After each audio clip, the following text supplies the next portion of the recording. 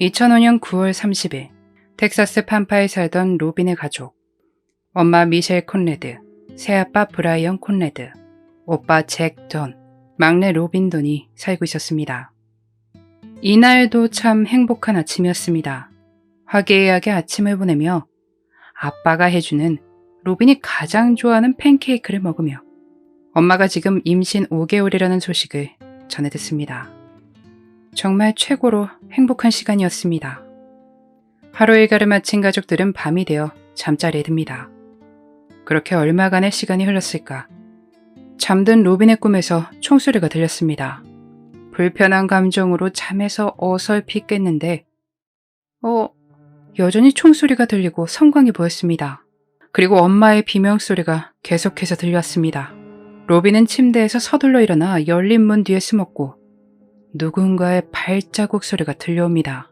발자국 소리는 꽤 컸고 자신의 방으로 오고 있다는 것을 눈치챈 그녀는 다시 뛰어 침대로 들어가 이불을 머리 위까지 끌어당겼습니다. 두벅두벅. 다시 발걸음 소리가 들려왔고 그녀의 침실에서 멈췄습니다.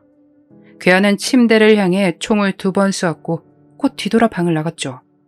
천운으로 로빈에게 향했던 총알은 모두 빗나갔습니다. 오빠 잭의 방으로 향하는 괴한의 발소리가 들렸고 다음 총소리가 납니다. 괴한이 방을 빠져나와 부엌으로 들어가 음식과 서랍을 뒤적이는 소리가 들려왔고 얼마 뒤 차를 몰고 집을 떠나는 소리가 들렸습니다. 로빈은 2시간 정도를 그대로 남아 움직이지 않고 버텼습니다. 그러다 지쳐 잠들었고 동이 터오는 것을 느끼곤 그제야 그녀는 움직이기로 합니다. 그녀는 거실에 무선전화기를 집어들고 집 밖으로 나가 911에 전화를 걸어 일어난 일에 대해 알렸습니다. 로빈은 자신의 집에서 일어난 총격에 대해 알리며 사람을 보내달라 울면서 말했습니다. 출동한 경찰이 집 마당에 들어섰을 때 픽업 트럭의 짐칸에 앉아있던 로빈이 내려와 자신에게 다가오는 경찰에게 뛰어가 안겼습니다. 경찰들은 집안 상황을 조사하며 상황을 파악하려 했습니다. 집의 동쪽 문에 발로 차는 적이 있었고 이 개한은 집에 들어서자마자 브라이언 3번, 미셸은 6번, 반려견에게는 2번의 총을 쏩니다. 다음 로빈에게, 그 다음 잭에게. 로빈에 따르면 직감했다고 합니다. 속으로는 다른 가족들도 자신처럼 모든 상황을 피했길 빌었지만 그녀는 그렇지 않다는 것을 알았다고 합니다. 형사는 로빈에게 다가가 내가 널 위해 무엇 하면 좋을까? 라고 물었고 그녀는 동물에게 먹이를 주고 싶다고 말했습니다. 형사와 함께 염소에게 먹이를 주며 조잘조잘 떠들었습니다. 이 동물이 1등을 했고 오빠가 돌보던 동물이 몇 위를 했다며 그렇게 말하다가 이내 울음을 터뜨렸습니다. 경찰서로 이동한 로빈은 있었던 일을 설명했습니다. 경찰은 몇 번의 총소리를 들었는지 물었죠. 로빈은 망설임 없이 15번이라 대답했고 실제로 현장에서 발견된 탄피도 15개가 발견됐습니다. 그만큼 그녀는 똑똑히 모든 것을 기억하고 있었습니다. 주요 증인인 로빈의 증언이 있었지만 집에서 발견된 증거 중 범인을 특정할 만한 지문이나 DNA를 발견하지 못했습니다. 혈액 증거와 신발 자국들, 타이어 자국 몇 개를 발견했지만 범인과 연관되는 것은 없었죠. 그랬기에 도무지 범인의 동기를 추정하기 힘들었습니다. 이 가족들을 대부분의 사람들이 좋아했기에 단서를 찾기가 어려웠죠. 그렇게 몇 주 동안 아무 성과 없이 시간이 흘러갑니다. 한편 범인은 로빈의 집을 빠져나와 엘파소로 차를 몰고 국경을 넘어 멕시코로 넘어갔다가 왜인진 모르겠지만 다시 돌아나와 미국으로 넘어오려 했습니다. 그러다 그의 차에서 총이 발견되며 국경 수비대가 그를 구금시킵니다. 그의 이름은 리바이 킹으로 그가 타고 있던 차량을 조회하니 도난 차량인 것이 밝혀졌죠. 국경 수비대는 지문 채취를 한 뒤 그를 조회하는데 그가 미주리 살인사건에 지명 수배되어 있다는 것을 알게 됩니다.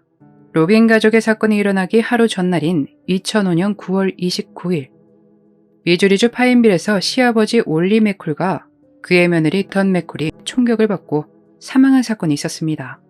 친척이 그들을 발견했고 많은 혈흔과 많은 탄피가 곳곳에 있었죠. 두 사람은 막 쇼핑을 하고 집에 들어선 상태였는지 두 손엔 여전히 주문해온 요리가 들려 있었습니다. 수사를 하던 경찰은 탄피가 이상하다는 것을 발견하고 마트 같은 곳에서 산 것은 아닐 것이라고 판단했습니다. 그때 다른 경찰 한 명이 그저께 밤에 스카킹이라는 사람으로부터 총기도난 신고가 있었다고 전해 들었습니다. 신고자 스카킹의 아들 리바이 킹이 자신이 집을 비운 사이 집에 들어와 금고에 있던 몇 개의 총을 훔쳤다고 신고를 했는데 그 일부의 탄약들이 현장에서 발견된 것들과 같은 종류인 것으로 확인됩니다. 23살의 리바이 킹은 올리 맥쿨과 던 맥쿨이 발견되기 일주일 전에 도망친 것이 확인됐습니다. 차량이 없어진 것을 확인했고 도난 차량으로 등록이 됩니다. 그렇게 리바이 킹은 국경수비대에 잡혔고 그들은 미주리 수사관들이 도착하기 전까지 신문을 봤습니다. 15분 만에 그는 자신이 저지른 일들을 자백했습니다. 담담하게 자신이 올리 맥쿨과 던 맥쿨을 살해했다고 말입니다. 한 번의 총격으로 올리 맥쿨이 쓰러졌고 던 맥쿨을 마주치곤 놀라고 당황스럽고 자신에게 어떤 일이 벌어질지 몰라 그녀 역시 살해했다고 말했습니다. 그는 아버지에게 쫓겨난 뒤 그저 화가 났었다고 전했죠. 그는 또다시 누군가를 해하고 싶다는 마음이 들었습니다. 그렇게 로빈 가족의 집으로 향하게 된 것이죠. 미주리주 경찰이 도착해 그를 차에 태우고 미주리주로 다시 향했고 그곳에서 구치소로 보내집니다. 그리고 얼마 뒤 구치소에서 연락이 오는데 리바이 킹이 형사들을 만나고 싶어 한다고 전해왔습니다. 형사들은 그를 만나러 왔고 그들은 그를 운동장으로 데리고 나갑니다. 그런 형사들에게 그는 텍사스에 4개가 더 있는 거 알고 있어요? 텍사스에 4개 더 있어요. 이 말을 들은 형사들은 처음에 얘가 지금 거짓말을 하나 진짠가 의심을 했습니다.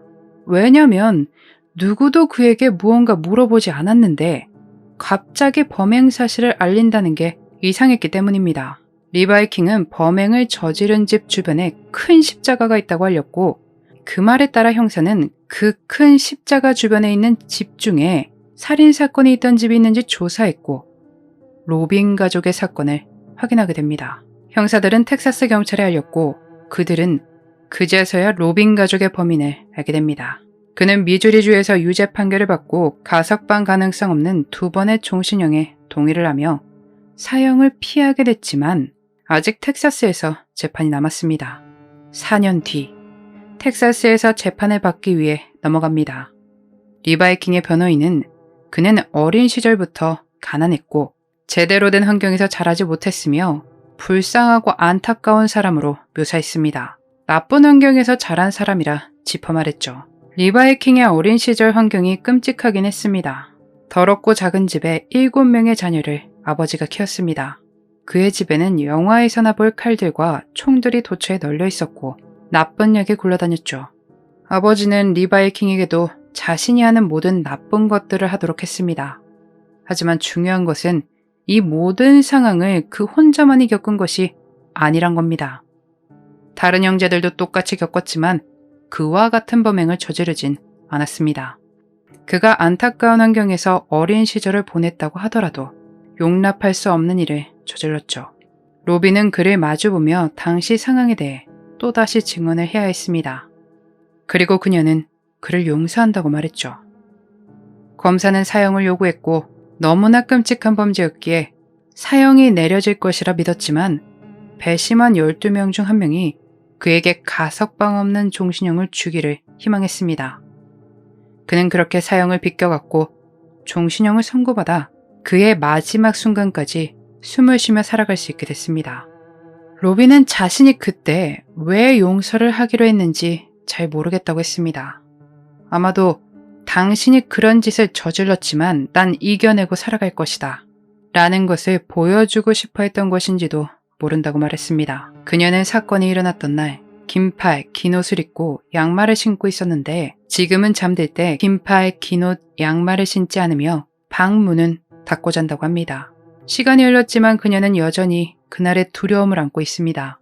상담을 했지만 도움이 되지 않는다고 판단했기에 그것도 오래가지 않았죠. 지금의 그녀는 그저 남들이 자신을 불쌍하게 보길 바라지 않으며 다른 사람들과 같은 사람이길 희망한다고 합니다. 그녀의 용기를 보여주듯 로빈은 농구, 치어리더 등 사람들과 어울리고 참여하며 여전히 내재해 있는 두려움을 이겨내며 살아가고 있습니다. 로빈이 열심히 살아가는 것처럼 늘 행복하고 꽃길만 걸었으면 좋겠습니다. 여러분은 오늘 사건 어떻게 보셨나요? 여러분의 소중한 의견 댓글로 남겨주세요. 로빈의 가족들이 편히 쉬기를 바라며 오늘 영상 마치겠습니다. 그날의 미스터리 오키노TV였습니다. 마지막까지 시청해주셔서 감사합니다. 좋아요와 구독은 저에게 큰 힘을 줍니다. 오늘 하루도 수고하셨습니다. 좋은 밤 보내세요.